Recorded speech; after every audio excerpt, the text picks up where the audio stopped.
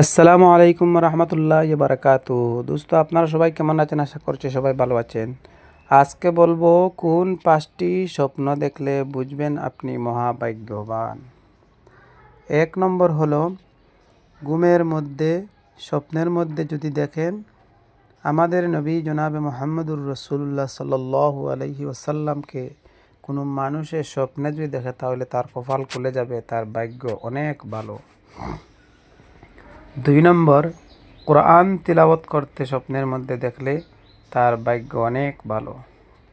3 নম্বর, নামাজের ইমামতি করতে দেখলে, ইমাম হোক চায় না হোক, কোনো মানুষে যদি নামাজের ইমামতি করতে দেখে তাহলে তার ভাগ্যটা অনেক ভালো দোস্ত।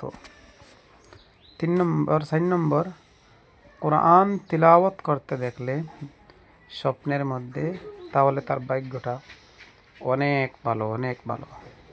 5 নম্বর, এমন এক স্বপ্ন বলবো আপনাদের, যে স্বপ্নটি অনেক মানুষে মেয়ে সন্তানকে ভালোবাসে না, কিন্তু স্বপ্নের মধ্যে যদি কোনো মানুষে মেয়ে সন্তান দেখে তার নিজের মেয়ে সন্তান হচ্ছে তাহলে তার ভাগ্যটা অনেক ভালো।